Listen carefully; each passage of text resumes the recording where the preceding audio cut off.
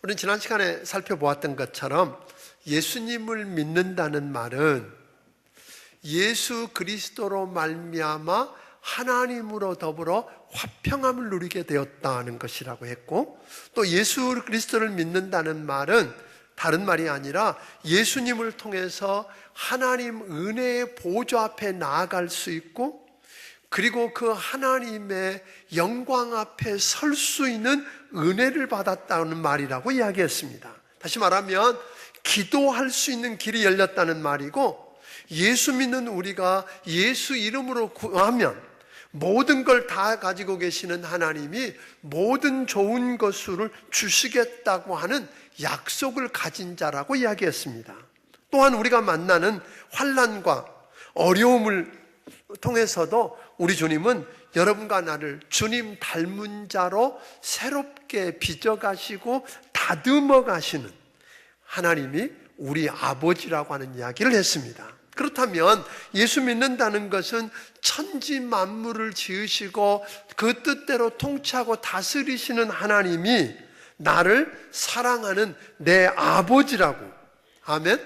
이 귀한 사실을 여러분이 알게 되기를 바랍니다. 자, 그렇다면 이것에 대해서 우리 하나님을 생각할 때, 그 은혜를 생각할 때 우리에게 감격이 있느냐는 거예요.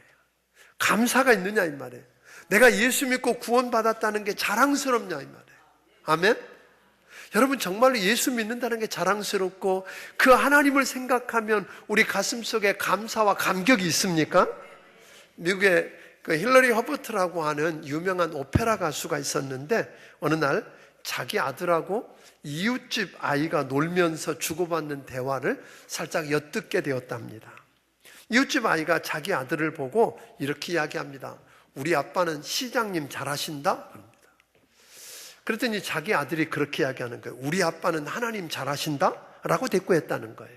그 이야기를 듣다가 이 허버트가 너무 감격이 겨워서 눈물을 흘리다가 서재에 들어 펑펑 울었다고 이야기를 합니다.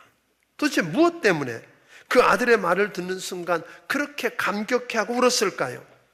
하나님 잘 아는 자기 아빠를 떳떳하게 자랑하는 모습이 너무 자랑스러웠다는 겁니다.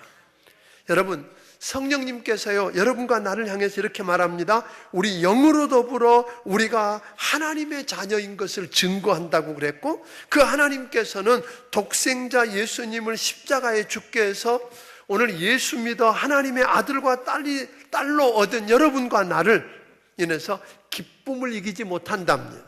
즐거워하시고 너는 내 것이라고 하시고 내가 너를 떠나지 않고 너를 버리지 않을 뿐만 아니라 함께 하시겠다고 이야기하시는 그 하나님, 그 하나님이 우리 아버지라는 사실 때문에 여러분 감격이 있느냐는 말입니다. 그 하나님이 자랑스럽고 고맙고, 아멘? 이런 은혜가 여러분에게 있느냐는 말입니다. 여러분, 그 하나님을 잘 알고 그 하나님을 자랑스러워 하십니까? 물론 하나님을 잘 안다고 하는 것보다 시장 잘 안다고 하는 것이 훨씬 더 돋보이고 멋져 보이는 세상 속에 우리가 살고 있는 것 틀림없습니다. 제가 군대 생활을 이 앞에 있는 오산 공군부대에서 했습니다. 제가 근무하던 곳은 이렇게 미군들과 함께 근무했던 곳이어서 한국군이 몇 명 없었어요. 많아봐야 한 7명 그렇게 됐는데, 그 중에 하나이는 전 국방부 장관 아들이고, 하나이는 육군 특검단장 아들이고, 하나이는 현직 여기 작전사령관 아들이고 이런 식이니까 사람들이 궁금한 거예요. 도대체 거기 중에서 제일 빼기 좋은 놈은 누군가? 그게 관심이 많아. 누구 아버지가 제일 빼기 세고 제일 높은 자리인가에 관심이 많아서 저한테 물어보는 사람들이 많았습니다. 도대체 그 중에서 누구 아버지 빼기 제일 세냐고. 그래서 저는 서슴지 않고 우리 아버지 그랬습니다. 그러니까 그 사람들이 정말로 궁금해. 그럼 네 아버지는 뭐냐? 그런 거죠. 너희 아버지는 어떤 사람이냐? 사실 우리 아버지는 그때 하늘나라에 가서 하나님하고 계실 때고요. 돌아가셨고, 저는 군대에 들어올 때 대위백도 없었습니다. 그러니까 제가 그 부대에 온 거는 제 자의로 제가 원해서 온 게 아닙니다. 그냥 하나님 은혜로 오다 보니까 거기까지 왔거든요. 그러니까 저는 우리 아버지 백이죠. 그래서 제가 우리 하나님 아버지라고 그랬더니 사람들이 에이 그런 거 말고, 말도 안 된다고 이야기를 합니다. 사랑하는 여러분, 사실 우리가 한번 좀 생각해 보세요. 세상 사람들은요, 하나님을 아버지라고 부르고 내가 하나님의 아들이고 딸이라고 자랑하면 조롱을 합니다. 비웃습니다. 핍박합니다. 무시를 당합니다. 왜냐하면요, 예수님이 이 땅에 계실 때 고난받은 것은 예수님이 하나님을 아버지라고 불렀거든요. 예수님이 하나님의 아들이라고 이야기했기 때문에 그런 고난을 당했습니다. 세상 사람들 보기에 예수님은 초라해 보였습니다. 배경도 신통치 않았습니다. 가문도 신통치 않고 뭐 내놓을 게 아무것도 없는 것 같은데 그가 하는 말이 하나님의 아버지고 지가 하나님의 아들이라고 그러는 겁니다. 그러다 보니까 자연히 세상 사람들이 멸시하고 천대하고 핍박하다가 결국 십자가에 못 박아 죽였던 것입니다.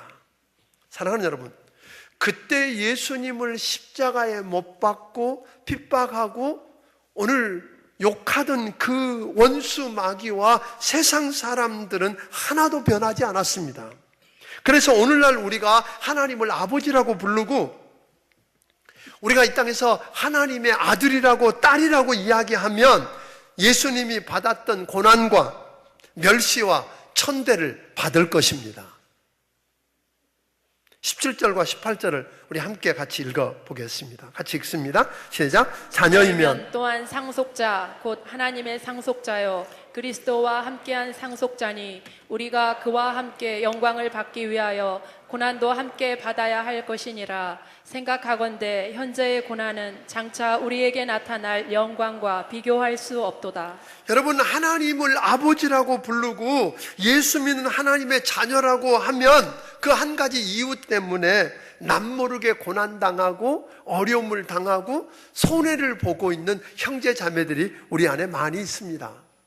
예수 믿는다는 이유 때문에 남편으로부터 학대를 당하고 정신적인 고문을 당하는 아내들도 있고요. 직장에서 술자리, 예수 믿기 때문에 술자리 참여하지 않는다는 이유로 따돌림을 당하고 나중에 승진에서도 누락되는 그런 어려움들을 겪고 있는 직장 생활하는 가장들도 있습니다. 그리스도인답게 비정상적이고 부정적인 방법으로 돈 모으는 일을 않겠다고 고집하며 살던 사람들 가운데 오늘 자녀들을 키우면서 빠듯하고 어려운 삶을 꾸려야 하는 우리 이웃들도 많이 있습니다. 나이가 차서 시집 가야 되겠는데 믿는 사람 아니면 절대로 결혼할 수 없다는 고집을 꺾지 못해서 혼기를 놓치고 아직도 결혼하지 못한 자매들도 우리 주변에 많이 있습니다. 이들 다 그리스도와 함께 고난을 당하는 사람들입니다. 그렇지만 이 고난 속에서 탄식을 하게 되지만 그리스도와 함께 영광도 받기 위해서 고난도 받아야 한다고 하는 이 말씀을 우리는 보게 되는데 오늘 본문에 그렇게 이야기했잖아요. 17절에 뭐라고 그랬습니까? 그와 함께 영광을 받기 위하여 고난도 받아야 할 것이니라. 그런데 문제는 영광의 그날이 이르기 전에 주님께서 보여주시는 영광을 받기 이전에 벌써 이 땅에서 고난과 오늘 핍박 때문에 고난과 함께 무너져 버리고 주저앉고 포기하는 사람들이 너무나 많다고 하는 것입니다. 어떻게 예수님 때문에, 예수님 믿는 것 때문에 고난이 올 때에 우리가 무너지지 않고 승리할 수 있을까요? 18절을 우리 다시 한번 읽어보겠습니다. 시작. 생각하건대 현재의 고난은 장차 우리에게 나타날 영광과 비교할 수 없도다. 여러분, 어떻게 이 악한 현실 속에서 예수 믿는 것 때문에 고난을 당하면서 탄식하지만 무너지지 않고 승리할 수가 있을까요? 그 비결을 사도 바울은 이렇게 이야기합니다. 장차 나타날 영광과 비교해보는 시간을 가졌기 때문이라는 겁니다. 무슨 말이냐면 바울은 이 세상에서 살 동안에 40에 하나 감한 매를 여러 차례 맞았답니다. 돌로 맞고 파선도 당하고 굶주리는 고난도 당하고 병이 들기도 하고 여러 가지 그런 어려움들 속에서 살았지만 그가 무너지지 않았던 이유는 장차 그것 때문에 장차 주님 앞에 섰을 때 받게 되는 그 영광을 보고 그것과 지금을 비교해 보았다는 거예요. 그래서 오늘 마지막에 오늘 18절에 이렇게 이야기하잖아요. 장차, 그러니까 현재의 고난은 장차 우리에게 나타날 영광과 뭐 할 수 없다? 비교할 수 없다 그랬어요. 상대도 안 된다 그 말이에요. 비교가 안 된다는 거예요. 옆에 있는 분에게 상대도 안 된대.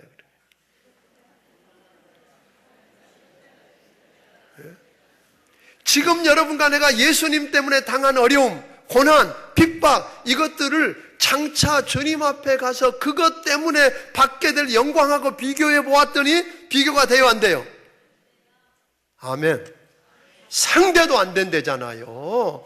비교가 안 된다고 이야기합니다. 내가 받을 영광과 비교해 보니까 이거 별거 아니라는 거예요. 아무것도 아니라는 거예요. 사랑하는 성도 여러분, 이 땅에서 예수님 때문에, 예수 믿는 것 때문에 여러분 고난 당하실 수 있습니다.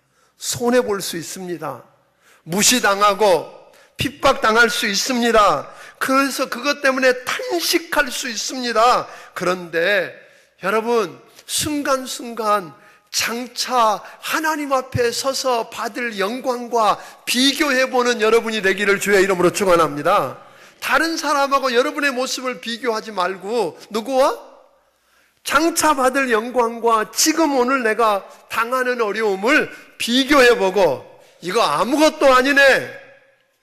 그렇게 하면 우리는 승리할 수 있다고 이야기합니다.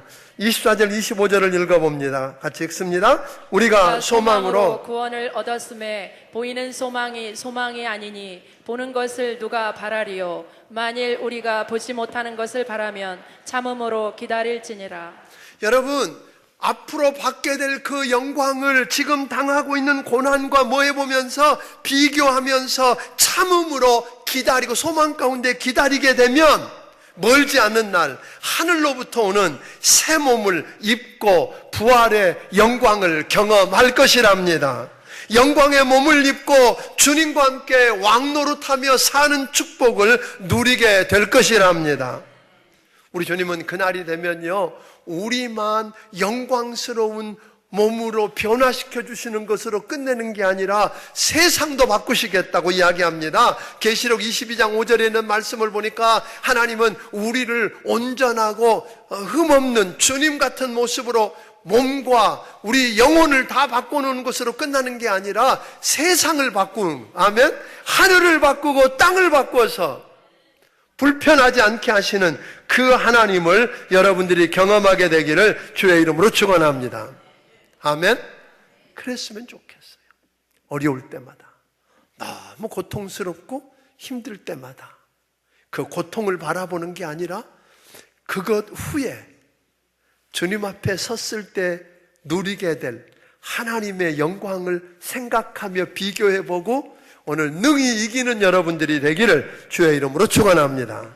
또 하나는 예수 믿는 것 때문에 고난이 오면 탄식하게 되고 감당할 수 없고 넘어지게 됩니다. 왜? 내 연약함과 내 한계 때문에 그렇습니다. 그럴지라도 두려워하지 않기를 바랍니다. 그 이유를 26절은 이렇게 설명합니다. 같이 읽어봅니다. 시작. 이와 같이 성령도 우리의 연약함을 도우시나니 우리는 마땅히 기도할 바를 알지 못하나 오직 성령이 말할 수 없는 탄식으로 우리를 위하여 친히 간구하시느니라. 성령님은 우리의 연약함, 우리의 한계를 알고 계시는 하나님의 영이십니다. 우리가 세상과 싸워서 이길 수 없고 감당할 수 없는 나약함, 한계, 연약한 그 문제들을 다 알고 계시는 분이십니다. 성령님은 그래서 우리의 연약함을 돕기 위해서 함께 계시는 하나님의 영이십니다. 성령님은 예수님이 십자가에서 세상 죄를 다 짊어지시고 죽으셨을 때 예수님을 죽은 자 가운데 살리신 하나님의 영입니다. 그래서 11절은 이렇게 말합니다. 11절을 읽어봅니다.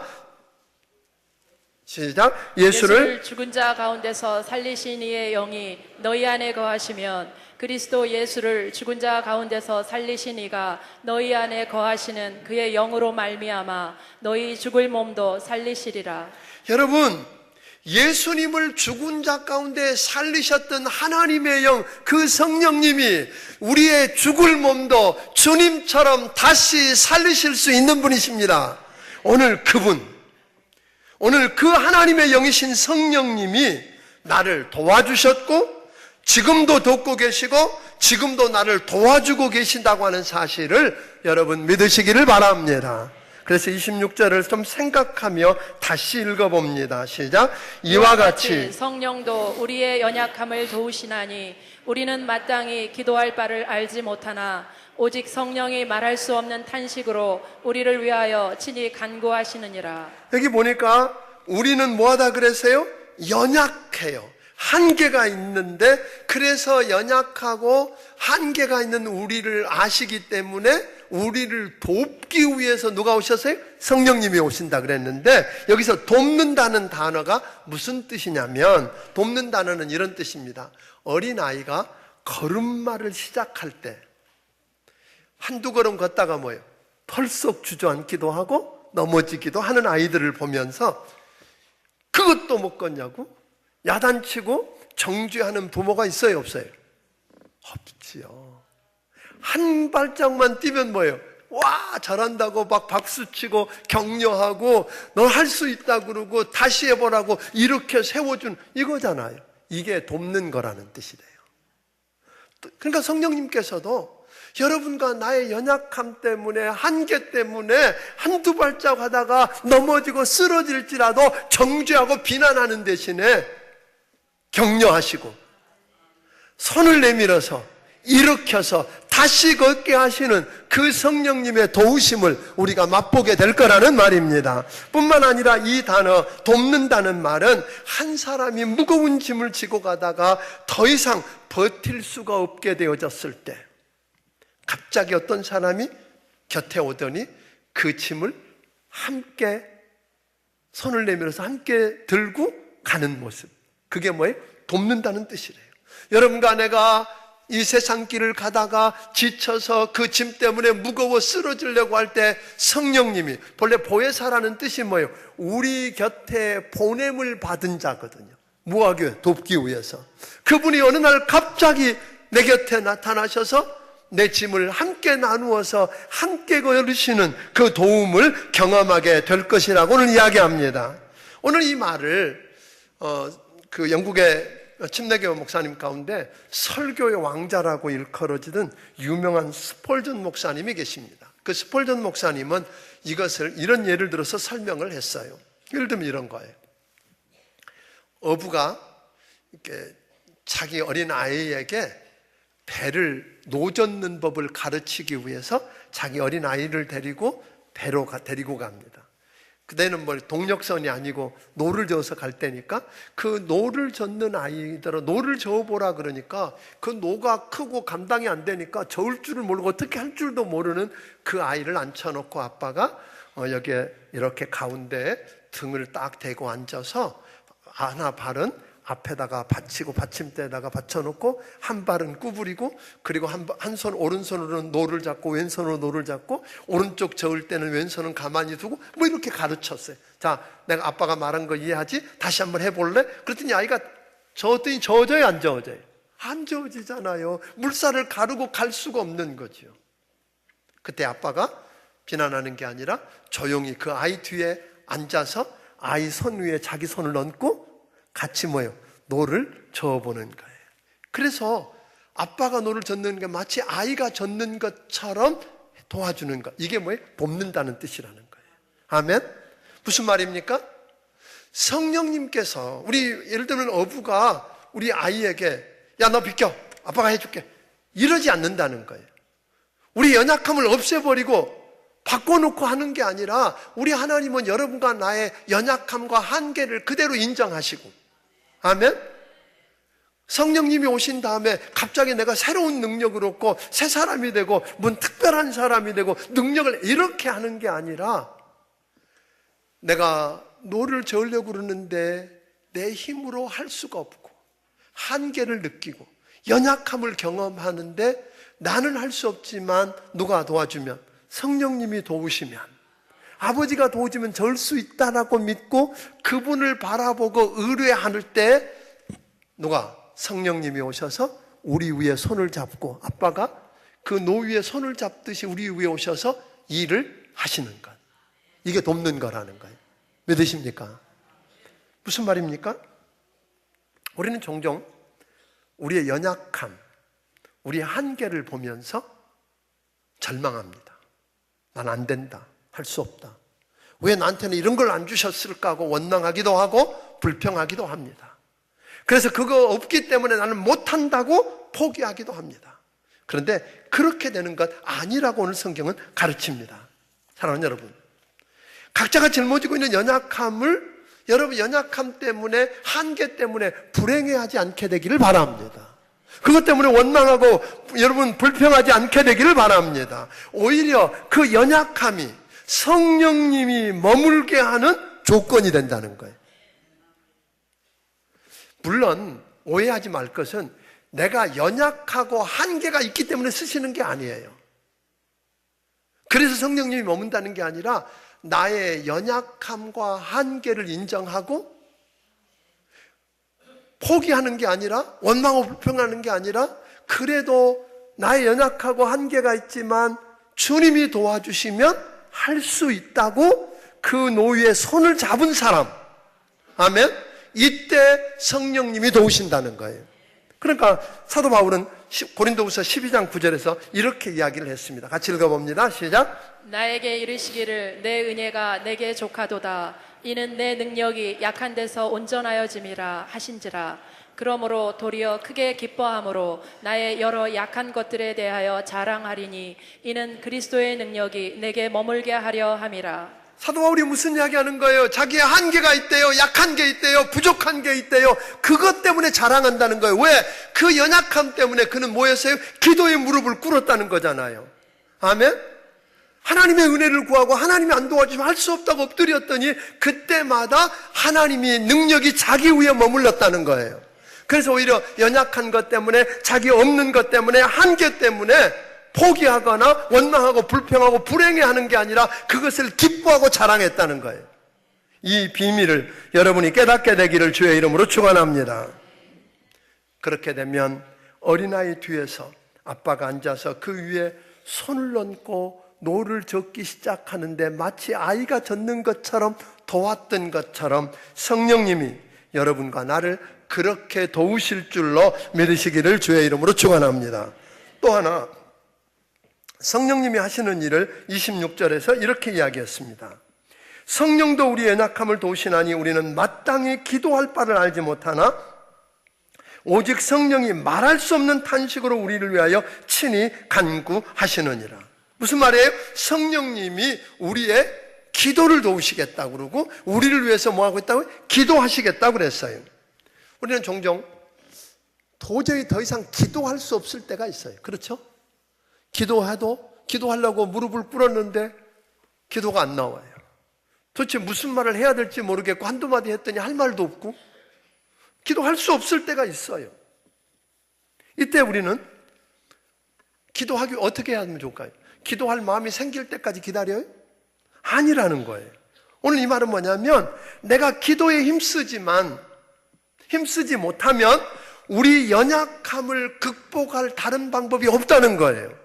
성령님이 우리를 돕기 위해서 곁에 와 계시지만 우리가 기도할 때만 도우실 수 있다는 거예요. 기도 안 될 때는 어떻게 해야 돼요? 그냥 엎드려 개기는 거예요. 기도가 안 되니까 기도할 마음 줄 때가 아니라 그냥 와서 엎드려서 그냥 하나님 이름 부르고 주님 도와주세요 그냥 개기면 마땅히 빌 바를 알지 못해 성령님이 그때 손을 얹으신다는 거예요. 기도 안 하고 있는 사람이 아니라 기도할 때예요. 무언가 아무것도 없으니까 시도 안 하는 사람이 아니라 아무것도 없고 할 수 없지만 주님하고 그냥 시도하고 손을 내밀 때 주의 손이 얹어진다는 거예요. 사랑하는 여러분, 기도는 성령님의 도움을 받기 위한 생명줄 같은 것입니다. 기도 생활에 탈이 난 사람은 성령님의 도우심을 받을 수가 없습니다. 그러면 결국 그의 신앙생활은 파산할 수밖에 없는 것을 보게 됩니다. 어떤 분이 그런 이야기 했어요. 온갖 질병이 감기의 문으로 들어오듯이 신앙생활의 적신호는 기도에 감기가 걸릴 때다. 기도가 고장나면 영혼이 병들게 되고, 그래서 성령님께서 우리 기도를 도우실 수 없다는 거죠. 여러분, 부탁합니다. 요즘 이제 날도 좀 추위도 가셨으니까 새벽 5시에 여러분 힘들고 너무 고통스럽고 어렵고 할 힘도 없고 그래서 탄식할 수밖에 없을 때 할 일이 뭐예요? 성령님이 오셔서 우리 위에 손을 얹고 도우시면 된다고 그랬단 말이에요. 그 성령님이 오셔서 도우시며 일하게 하는 게 뭐예요? 기도에 무릎을 꿇는 거예요. 여러분, 새벽을 깨우고 기도해 보십시다. 아멘? 새벽을 깨우고 한번 기도해 보자고요. 아까 우리 성경을 읽으면 어떤 일이 난다고 보았잖아요. 이번에 성경 대탐험에서 내일부터 26장이잖아요. 내일 26장 한 장 읽고 그 문제 풀어보고, 그 책 없는 분들은요 갈 때 달라고 그래서 오늘 그냥 드릴게요. 이번에. 그래서 그 책을 한번 풀어보고, 그리고 새벽에 나와서 한번 엎드려 보세요.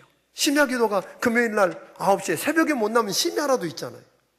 한번 와서 엎드려서, 하나님, 나의 연약함이 있다고, 내게 한계가 있다고, 나로 하여금 눈물을 쏟게 하고 속을 다 뒤집는 어려움이 있다고, 그런데 내 힘으로 할 수 없다고, 내가 장차받을 영광과 비교하면서 무너지지 않고 있지만 이것을 바꿀 수 있는 힘이 내게 없다고.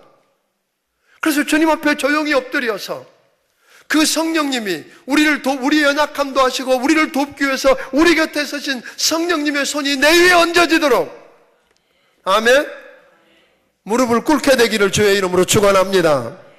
오늘 그랬으면 좋겠어요. 사실은요 정말로 쉽지 않아요. 성령님께서 우리가 기도에 무릎을 꿇으면 주님은 이야기하셨어요. 우리를 도우실 뿐 아니라 친히 기도하시겠다고. 그 은혜를 체험하는 여러분들이 되기를 주의 이름으로 축원합니다. 마지막으로 28절 29절을 읽어봅니다. 같이 읽습니다. 시작. 우리가 알거니와 하나님을 사랑하는 자, 곧 그의 뜻대로 부르심을 입은 자들에게는 모든 것이 합력하여 선을 이루느니라. 하나님이 미리 하신 자들을 또한 그 아들의 형상을 본받게 하기 위하여 미리 정하셨으니 이는 그로 많은 형제 중에서 맏아들이 되게 하려 하심이니라. 30절도 읽습니다. 또 미리 정하신 그들을 또한 부르시고 부르신 그들을 또한 의롭다 하시고 의롭다 하신 그들을 또한 영화롭게 하셨느니라. 여러분, 여기서 성경은 이렇게 선언합니다. 하나님이 여러분과 나를 만세전부터, 창세 이전부터 알고 계셨답니다. 그리고 하나님이 여러분과 나를 뽑으셨답니다. 그리고 그 하나님이 여러분과 나를 부르셔서 예수 믿게 하셨답니다. 그리고 믿는 여러분과 나를 의롭다고 하셨답니다. 그리고 영화롭게 하셨답니다. 주님 앞에 서는 날 예수님 같이 되게 하신답니다. 아멘. 그런데 그 하나님이 전지전능하셔서 여러분과 내가 만난 모든 일을 합력해서 선을 이루게 하실 수 있는 분이시랍니다. 여러분, 그건 믿으십니까? 사실 내가 만난 일들 가운데 이해할 수도 없고 원치도 않는 일들이 참 많습니다. 그런데 합력해서 선을 이루시는 전지전능하신 하나님이 나를 사랑하는 내 아버지라고 믿고, 아멘? 그러면 갈만합니다.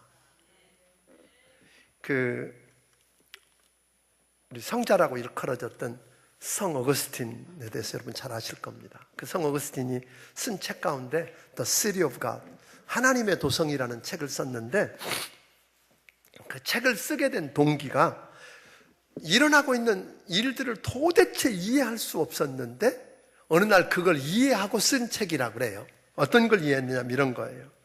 AD 313년에 소위 콘스탄틴 대제가 밀라노 칙령을 통해서 이제 로마는 기독교를 핍박하고 박해하는 나라가 아니라 예수 믿어야 하는 기독교 국가라고 선언했어요. 그래서 기독교가 국교가 된 거예요, 갑자기. 얼마나 대단한 일이에요. 그래서 로마 시민 모든 사람들이 다 예수 믿어야 된다고. 자, 그런 대단한 일을 했는데 그렇게 오래 가지 않아서 로마가 그 로마 북쪽에 있는 소위 야만족이라고 일컬어지던 게르만족이 내려와서 어떻게?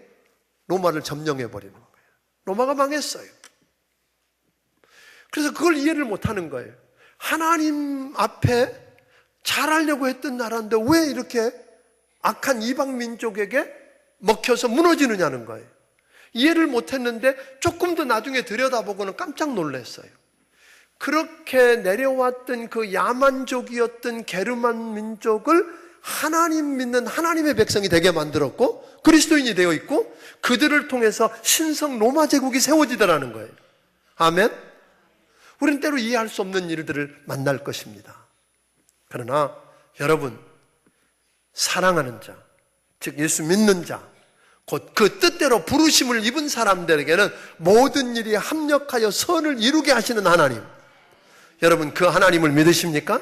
그 하나님의 주권을 믿게 된다면 우리는 승리할 수 있습니다. 여러분, 우리 성도 여러분, 예수 믿는 것, 하나님을 아버지라고 부르는 것, 여러분이 하나님의 아들이고 딸이 되었다는 것 자랑스러워 하시기를 바랍니다. 감동이 있게 되기를 바랍니다.